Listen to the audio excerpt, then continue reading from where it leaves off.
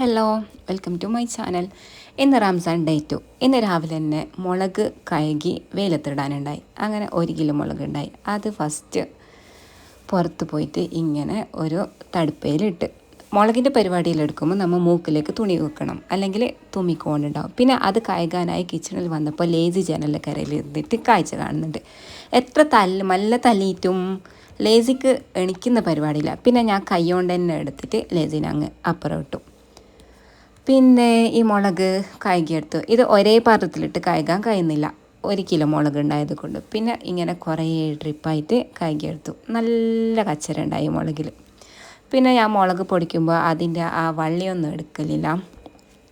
ഇത് വെയിലത്തിട്ടാൽ ഒരു 3 ദിവസത്തെ വെയിൽ കൊള്ളണം, അപ്പോൾ ഇത് റെഡിയാവും. അങ്ങനെ കഴുകിയിട്ടെല്ലാം ആയിട്ട് പിന്നെ അതിൽ നിന്ന് വെള്ളം ഊറുന്നുണ്ട്. അങ്ങനെ വെള്ളം ഊറാൻ വേണ്ടിയിട്ട് ഇതുപോലത്തെ ഒരു ക്ലോത്ത് എടുത്തിട്ട് അതിലെല്ലാം മുളക് ഇട്ടിട്ട് ഇങ്ങനെ പൊക്കി പിടിക്കണം. അപ്പോൾ ഇതിലത്തെ വെള്ളമെല്ലാം താഴെ വരും. അങ്ങനെ കുറച്ച് സമയം പൊക്കി പിടിച്ചു. അല്ലെങ്കിൽ ഇത് മുകളിലേക്ക് കൊണ്ടുപോകുന്ന വഴിയിലെല്ലാം ഇതിൻ്റെ വെള്ളം ഇറ്റും. അങ്ങനെ വെള്ളമെല്ലാം കുറച്ച് ഊറ്റിയതിന് ശേഷം ബാർപ്പിൻ്റെ മുകളിൽ പോയി ആടെ വലിയൊരു തുണിയും വെച്ചിട്ട് അതിൻ്റെ മുകളിൽ അറിയിട്ടു.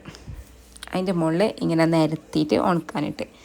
മല്ലിപ്പൊടി ഞാൻ വാങ്ങിച്ചില്ല, മല്ലിപ്പൊടി റെഡിമെയ്ഡ് തന്നെ പൊടി വാങ്ങിക്കാം. പിന്നെ അതിൻ്റെ ചുറ്റിലും 4 പടി കഷ്ണം വെച്ചു, തുണി പാറാതിരിക്കാൻ. പിന്നെ ഞങ്ങൾക്കൊരു വീഡിയോയിൽ കണ്ടത് പെരുംജീരകം പൊടി റെഡിയാക്കാൻ. അതിന് ഫസ്റ്റ് കുറച്ച് അരി വറുത്തെടുക്കണം, പിന്നെ പെരുംജീരകം ഒന്നും അങ്ങനെ ചിലവാവാത്ത സാധനം. എനിക്ക് തോന്നുന്നു ഇത് 1 വർഷത്തിന് മേലെ ആയി കൊണ്ടുവന്ന പാടെ കുറച്ച് പൊടിയാക്കി വെച്ചത്.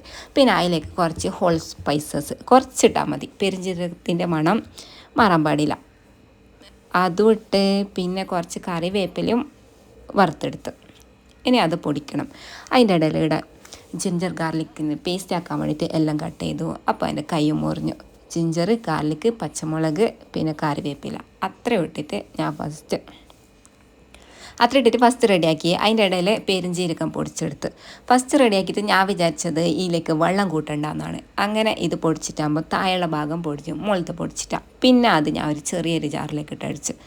അതും ശരിയായിട്ടാണ്. പിന്നെ എന്ത് ചെയ്ത് പിന്നെയും ഈ ഒരു വലിയ ജാറിലേക്ക് ഇട്ട് അതിലേക്ക് കുറച്ച് വെള്ളം കൂടിയിട്ട് അടിച്ചെടുത്തു. അപ്പോൾ ഇത് ശരിയായി. അങ്ങനെ ഇത് ഒരു ടിഫിനിലേക്ക് ഇട്ടിട്ട് റെഡിയാക്കി. ഇങ്ങനെ ആകുമ്പോൾ നമുക്ക് അപ്പോൾ പേസ്റ്റ് ആക്കേണ്ട ആവശ്യമില്ല, അല്ല ഇന്ന് എടുത്താൽ മതി. ഇത് ഫ്രീസറിൽ വെക്കണം, അല്ലെങ്കിൽ ഇത് പൊട്ടാവും. പിന്നെ ഇതെല്ലാം വെച്ചിട്ട് സ്പാച്ചിൽ ഉപയോഗിച്ചിട്ട് ഇതെല്ലാം ഒന്ന് നേരെ ലെവലാക്കിയിട്ട് വെച്ച് അതിൻ്റെ ഇടയിൽ ഫ്രിഡ്ജിൽ ഒരു 2 ദിവസം മുമ്പ് നാടൻ പാൽ കൊണ്ടുവന്നിട്ടുണ്ടായിരുന്നു. അതിൽ ഫ്രഷ് ക്രീം ആക്കാൻ വേണ്ടി 2 ദിവസം ഫ്രിഡ്ജിൽ പാൽ വെച്ചിട്ട് നമുക്ക് അതിൻ്റെ ക്രീമെല്ലാം മുകളിൽ പൊന്തി നിൽക്കും. അതെല്ലാം എടുത്ത് വെച്ചു. പിന്നെ ബാക്കിയുള്ള പാൽ ഇതേപോലത്തെ ഒരു ബോട്ടിലും കൂട്ടി വെച്ചു. പിന്നെ ഇത് തലേ ദിവസം പുട്ടിൻ്റെ പൊടി പൊടിച്ച് കൊടുത്തിട്ടുണ്ടായി, അത് വറുത്തെടുക്കണം, അല്ലെങ്കിൽ പുതുമാല പൊടിച്ചിട്ട് ഇത് പൊട്ടാവും. ഇതിങ്ങനെ 2 ട്രിപ്പ് വറുത്തെടുക്കേണ്ടി വന്നു. പിന്നെ പെരുന്നാൾ വരാനുള്ളതല്ലേ, സ്റ്റിച്ചിങ് പരിപാടിയുണ്ട്. അതിന് ഫസ്റ്റ് ഞാൻ ചെയ്യുന്നത് ഈ ഒരു മാക്സി സ്റ്റിച്ച് ചെയ്യാൻ. ഇതൊരു വെൽവെറ്റിൻ്റെ ക്ലോത്ത്.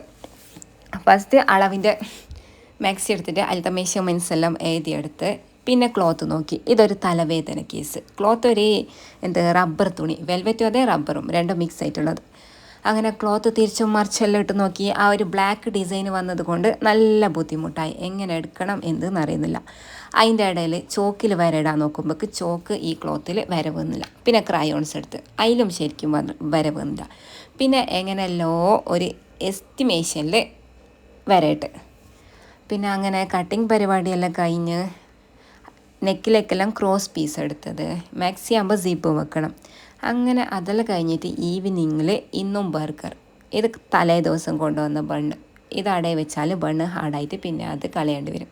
അതിനുകൊണ്ട് ഇന്നും ബർഗർ ഉണ്ടാകാന്ന് വെച്ചു. അതിൻ്റെ ഇടയിൽ ഈ ലൈറ്റ് മാറിയത് കൊണ്ട് എല്ലാം ഒരു ബ്ലാക്ക് ആയിട്ട് കാണുന്നുണ്ട്. ബർഗറിലേക്ക് ടൊമാറ്റോ സോസ്, മയണീസ്, പിന്നെ കുറച്ച് വെജീസ് അതെല്ലാം ഇട്ടിട്ട് പിന്നെ ഇതെല്ലാം ഇങ്ങനെ പൊത്തി വെച്ചിട്ട് ഇതേപോലത്തെ ഒരു ചട്ടിയിലിട്ട്. എന്താണെന്ന് വെച്ചാൽ ഇത് ഞാൻ ഒരു 4 മണി സമയത്താണ് ഉണ്ടാക്കിയത്. ഇത് അങ്ങനെ വെച്ചാലും ചിലപ്പോൾ ലേസി അത് നോക്കാനുള്ള ചാൻസ് ഉണ്ട്. അങ്ങനെ പിന്നെ പൊണ്ടൻ ജ്യൂസ് ഉണ്ടാക്കാൻ വേണ്ടിയിട്ട് പൊണ്ടത്തിൻ്റെ വെള്ളവും പൊണ്ടത്തിൻ്റെ കാമ്പും ജ്യൂസ് അടിക്കണം. അങ്ങനെ അതെല്ലാം മിക്സിയിലിട്ട് അതിലേക്ക് കുറേ പഞ്ചസാരയും ഇട്ട് അങ്ങനെ പൊണ്ടൻ ജ്യൂസും റെഡിയായി. ഫസ്റ്റ് ഇങ്ങനെ കട്ടിയുള്ളത് കിട്ടി. പിന്നെ അതിലേക്ക് ആവശ്യത്തിന് വെള്ളം ഒഴിച്ചിട്ട് അത് റെഡിയാക്കിയെടുത്ത്. പിന്നെ അതെല്ലാം കഴിഞ്ഞിട്ട് കസ്കസ് സർവത്ത് ഉണ്ടാക്കാൻ വേണ്ടിയിട്ട് ഫസ്റ്റ് ഒരു പാട്ടിലേക്ക് കുറച്ച് പഞ്ചസാര ഇട്ട് പിന്നെ 2 കായ ഇട്ടിട്ട് നന്നായി കായ് ഇതേപോലെ ഞമ്മിയെടുക്കണം. പിന്നെ അതിലേക്ക് ലെമണ് പിന്നെ കസ്കസ് പിന്നെ ആവശ്യത്തിന് വെള്ളം ഒഴിച്ചിട്ട് അത് റെഡിയാക്കി എടുക്കാം.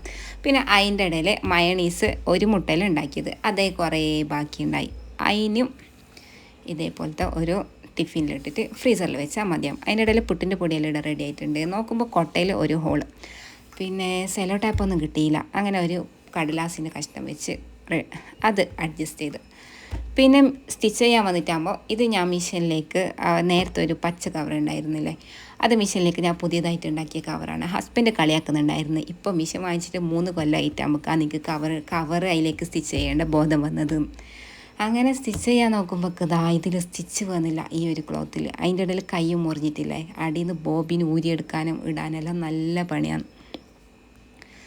അങ്ങനെ അതിൽ സ്റ്റിച്ച് വിചാരിക്കുമ്പോൾ ഞാൻ മിഷീൻ്റെ കംപ്ലൈൻ്റ് ആണോ എന്ന് വെച്ചിട്ട് ഈ ഒരു ക്ലോത്തിൽ സ്റ്റിച്ച് ചെയ്ത് നോക്കി. അതിലേക്ക് ശരിക്കും സ്റ്റിച്ച് വന്നിട്ടുണ്ട്. പിന്നെ എങ്ങനെയല്ലോ അഡ്ജസ്റ്റ് ചെയ്തിട്ട് ഞാൻ തുന്നി നോക്കി. പിന്നെ ഒന്ന് നൂലെല്ലാം ടൈറ്റെല്ലാം ചെയ്തിട്ടാകുമ്പോൾ കുറച്ച് ശരിയായി വന്നു. ഇടയിലിടയിൽ ഗ്യാപ്പ് വന്ന്, എന്നാലും കുഴപ്പമില്ല, അഡ്ജസ്റ്റ് ചെയ്യാം. അങ്ങനെ ഫസ്റ്റ് ക്രോസ് പീസെല്ലാം സ്റ്റിച്ച് ചെയ്ത് അങ്ങനെ മാക്സിൻ്റെ പണി ഒരു കുറച്ചായിട്ടാകുമ്പോൾ ഇത് നോമ്പെല്ലാം തുറന്നതിന് ശേഷം കിച്ചണിൽ വന്ന് മീൻ്റെ കറി വെക്കാനും പിന്നെ തലേ ദിവസത്തെ പച്ചക്കറി ഉണ്ടായിരുന്നു അതും ചൂടാക്കി. പിന്നെ എന്തെങ്കിലും ഫ്രൈ വേണമല്ലോ, അതിന് ചിക്കന് അതേപോലെ മുളകെല്ലാം പരിക്കിയിട്ട് ഒരു കവറിലിട്ടിട്ട് വെക്കും. ആവശ്യമുള്ളത്ര ആവശ്യത്തിന് എടുത്തു.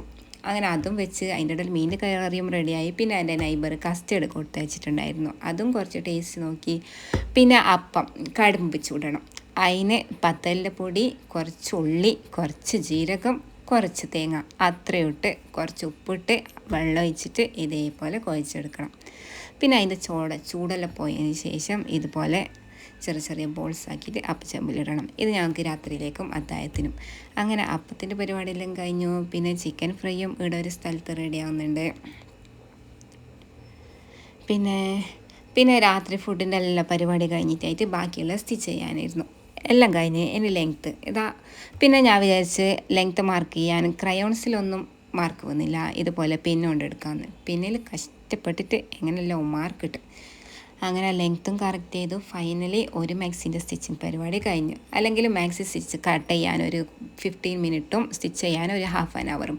പക്ഷേ ഇത് അങ്ങ് കട്ട് ചെയ്യാൻ തന്നെ ഒരു 3/4 മണിക്കൂർ എടുത്ത്, പിന്നെ സ്റ്റിച്ച് ചെയ്യാനും കുറച്ച് ടൈം എടുത്ത്. സ്റ്റിച്ച് വന്നില്ലല്ലോ. അങ്ങനെ എനിക്കിത് 1.5-2 മണിക്കൂറിൻ്റെ അടുത്തായിരുന്നു ഒരു മാക്സി സ്റ്റിച്ച് ചെയ്യാൻ.